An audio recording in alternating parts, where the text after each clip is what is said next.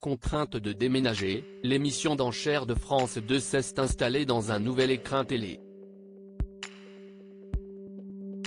Télé Loisirs a pu visiter en avant-première le futur décor d'Affaires conclues. Août 2017. La production d'Affaires conclues prenait ses quartiers à Saint-Denis, au nord de Paris, dans les ateliers Christophe, célèbre orfèvre du XIXe siècle.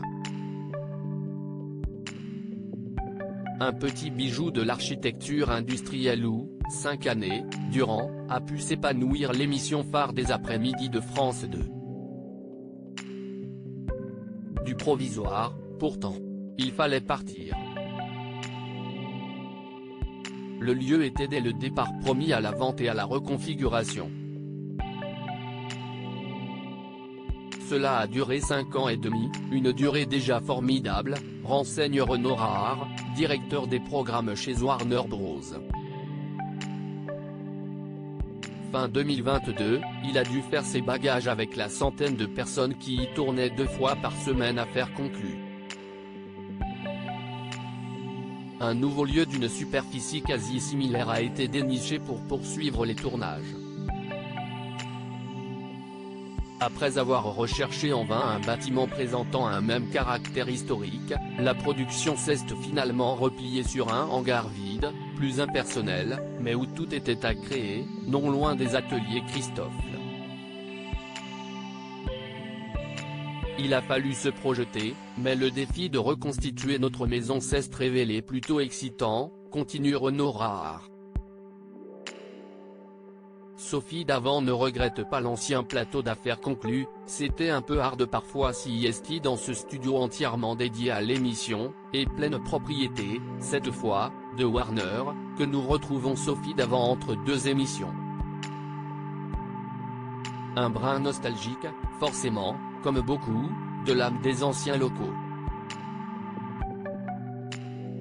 Mais elle en voit le bon côté en termes de confort de travail.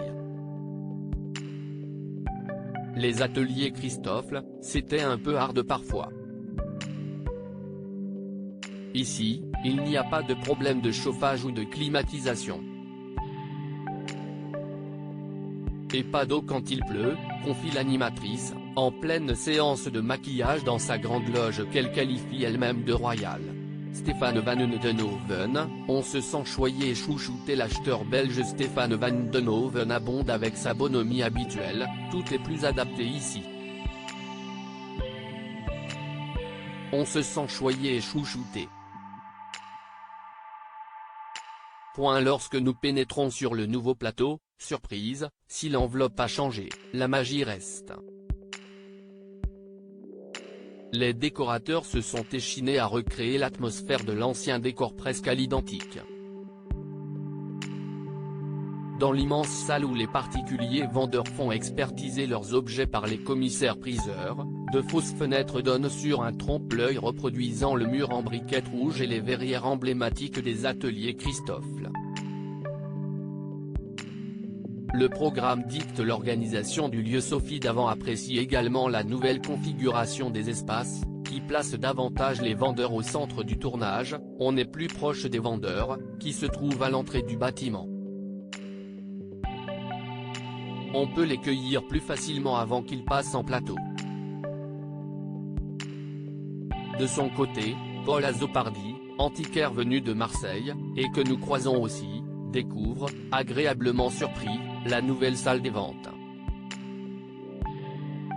Plus vaste que la précédente. Parfois, j'avais du mal à entendre les vendeurs.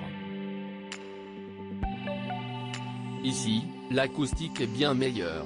Autant de petits détails pas si anecdotiques quand on enchaîne 5 ou 6 émissions par jour. À lire aussi, c'est très émouvant, Sophie Davant touchée devant une demande en mariage dans Affaires conclues.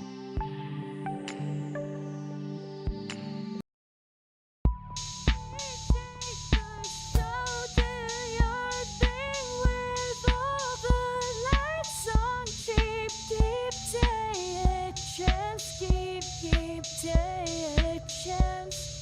You